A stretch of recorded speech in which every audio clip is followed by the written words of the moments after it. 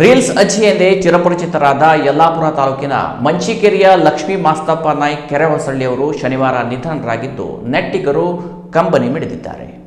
Reels ಅಜ್ಜಿ ಎಂದೇ ಚಿರಪರಿಚಿತರಾದ ಉತ್ತರ ಕನ್ನಡ ಜಿಲ್ಲೆ ಯಲ್ಲಾಪುರ ತಾಲೂಕಿನ ಮಂಚಿಕೇರಿಯ ಲಕ್ಷ್ಮೀ ಮಾಸ್ತಪ್ಪ ನಾಯ್ಕ ಕೆರೆಹೊಸಳ್ಳಿ 93 ವರ್ಷ ಶನಿವಾರ ನಿಧನ ಹೊಂದಿದರು. ವಯೋಸಹಜ ಅನಾರೋಗ್ಯದಿಂದ ಬಳಲುತ್ತಿದ್ದ ಅವರು ಪತಿ, ಪುತ್ರ, ಇಬ್ಬರು ಪುತ್ರಿಯರು ಹಾಗೂ ಅಪಾರ ಬಂಧು ಬಳಗವನ್ನ ಅಗಲಿದ್ದಾರೆ.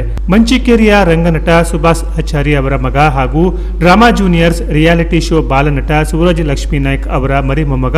ಈತನ ಜತೆ ಅನೇಕ ರೀಲ್ಸ್ ಮಾಡಿ ಮೆಚ್ಚುಗೆಗೆ ಪಾತ್ರರಾಗಿದ್ದ ಇವರು ರೀಲ್ಸ್ ಅಜ್ಜಿ ಎಂದೇ ಖ್ಯಾತಿ ಗಳಿಸಿದ್ರು. ಲಕ್ಷ್ಮೀ ನಾಯ್ಕ ಸೂರಜ್ ಜೊತೆಗೂಡಿ ಒಂದಷ್ಟು ವಿಡಿಯೋಗಳನ್ನು ಮಾಡಿ ನೀಡುತ್ತಿದ್ರು. ಮಕ್ಕಳು ಆಸಕ್ತಿಯಿಂದ ಈ ರೀಲ್ಸ್ ವೀಕ್ಷಿಸುತ್ತಿದ್ರು. ನಟ ಸೂರಜ್ ಹೇಳಿಕೊಡುತ್ತಿದ್ದ ಸಂಭಾಷಣೆಗಳನ್ನು ಸರಿಯಾಗಿ ಹೇಳುತ್ತಿದ್ರು. ಸಾಮಾಜಿಕ ಜಾಲತಾಣಗಳಲ್ಲಿ ಇವರ ವಿಡಿಯೋಗಳು ವೈರಲ್ ಆಗ್ತಾ ಇದ್ವು. ತಮ್ಮ ನಟನೆ ಮತ್ತು ಜೀವನೋತ್ಸಾಹದ ಮೂಲಕ ಅಭಿಮಾನಿಗಳ ಮನ ಗೆದ್ದಿದ್ದ ನಾಯ್ಕ್ ಅವರಿಗೆ ಇತ್ತೀಚೆಗೆ ಕಿವಿ ಕೇಳುತ್ತಿರಲಿಲ್ಲ.